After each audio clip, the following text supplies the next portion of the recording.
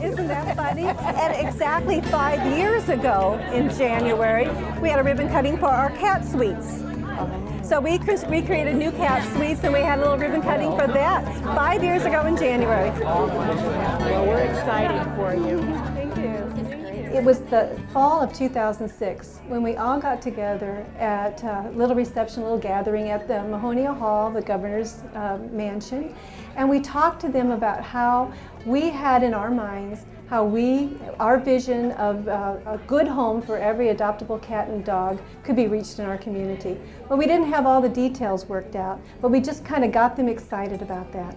And then about 6 months later, when we had all the details worked out, I came back to them with the vision, which was for a high-volume spay and neuter clinic. And these visionaries in the room that were at our reception said, yes, you can count on me.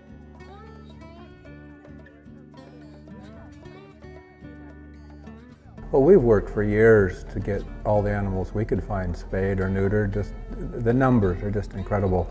And they go without homes, they get injured, they die under bushes. It's just so appalling. And when we heard that this was in the works, and the idea of creating something where you could have thousands of animals spayed or neutered, that multiplies exponentially to huge numbers annually. And if you think of decades into the future, we're talking millions of animals that won't suffer. It's an incredible thing for the community to have. Really something to be proud of. Most communities are not this fortunate. It's been a desperate need for years and years. We wish we could have been able to build it. When the original clinic was built, didn't have the money. The community has come through finally, and we've done it, and I'm just elated. I know that the time is right, and they are going to dramatically reduce the number of euthanasias because fewer kittens and fewer puppies will be born, and therefore it gives a lot better chance for those who are taken to this humane society to be adopted and find new homes, loving homes. I think the design of the clinic has been very well thought out. The veterinarians and veterinary assistants that I have met are totally enthusiastic. They're very caring people. I could tell that right away. And I noticed where the surgeries will take place, there are 2 tables, not just one, so that when a surgery is finished, they can immediately bring in another candidate for the other table, and that will speed the process up and allow them to work more efficiently, which is terrific. Spaying our first kitty. All our animals get pain medications. That's really important that they do. You know, we wanted them to have good pain medication on board and make sure they do well with anesthesia. So what we do is we'll give them a pre-medication that includes a pain medication and a sedative. Do that at least about 45 minutes before surgery, and then we'll induce them for their anesthesia. Get them prepped, shaved out there, and then once they're ready for surgery, they'll be moved in here, sterile filled, and then I'll begin my surgical technique. And then afterwards, so once I'm done with the surgeries, we have veterinary assistants that will take the animals that are still recovering from anesthesia, put them in our treatment area and keep a really close eye on them, or extubate them once they're from anesthesia. And then once they're recovered well, we put them back in their kennels. And the great thing is that we have the windows, so even though they're back in their kennels, we can still keep a really close eye and make sure they're doing well after anesthesia. We're here for a very special ribbon cutting and dedication, so I'd like to turn it over to Susan Carey, who's got some things she'd like to share. Susan? Thank you, Kyle. And I want to thank all of you for being here. This is a very, very special day for us. And I know that we've got a lot of people in the room, and you want to get on with seeing what we've got to offer you as far as this great new community service. So I'm just going to give a few brief thank yous.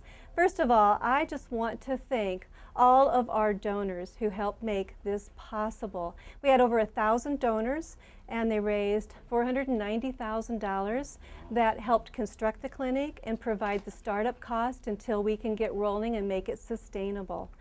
So I really want to thank our donors. I want to thank all of our staff who have worked so hard to make this happen and make it so professional. And I want to thank some of the visionaries and room sponsors in particular. You'll see their signs up, those folks who stepped up to the plate and gave more than $15,000 to sponsor a room for us. a very big donation. I want to thank Ed Austin at Interpretive Exhibits for creating and constructing and donating our donor recognition sign that's out in the reception room. And I want to thank our architect, Gene Belanti from Studio 3 Architects. He took a space that used to be our former education hall and turned it into this wonderful working spay and neuter clinic, and it's working great. The flow is fabulous.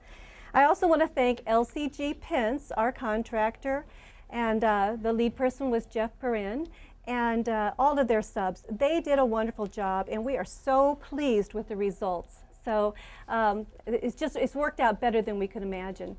And finally, I want to thank the Salem Chamber of Commerce, who, being a member of that fine organization, allows us an opportunity to both publicize our events and have a great organized event like this ribbon cutting. That wasn't my final statement. My final statement is I want to thank the Humane Alliance and the National Spay Neuter Response Team. We became affiliated with them in the spring of 2008 so that we could be part of an organized effort of training and mentoring and developing the very best protocols for a high volume spay and neuter clinic. The National Spay Neuter Response Team has helped over 60 organizations like ours put high-volume spay-neuter clinics in their communities. So it's just been a wonderful, wonderful experience for us and for the staff. So without further ado, I want you to know that we are dedicating this spay-neuter clinic to ending pet overpopulation, both in the shelter and in the community. And we'll now cut the ribbon for that dedication. Now we'll cut it. Oh, thank you. And Sue Whitaker's going to Wow, it's heavy. It's very heavy. They're real. They're really neat. Okay. They're heavy. Yeah. You're So, gonna hold nice and tight. You can Ready? Right up here to the point. to the Just hold it. hold it. Okay. And so to say a few words on behalf of the Chamber, I'd like to introduce Sue Whitaker, one of our ambassadors. What I'd like to say to Susan is the last time I met you, and of course we've talked in between, but the first time I got to meet you was when we put in the Thrift Center for the Humane Society. So this is really a step in the right direction, and we really are excited to welcome the new facility into the Chamber of Commerce. So welcome from the Chamber of Commerce. Thank you. Shall I go now? Click. And I think since we have such a big crowd, I think we ought to do a countdown from 3. So the interactive portion of the program, something like this. 3. Just pull it in tight. 2, 1, cut. Hey, that's a good omen. If you have ever surrendered an animal, seen a hurt animal come into the shelter, or if you're staff here and working, or if you are a veterinarian and have to look at an animal that is going to be euthanized, that is a very, very tough, hard, horrible situation. This clinic can make a big difference in that situation. This is a fantastic moment for Willamette Humane Society and all of the people who have donated to make this possible.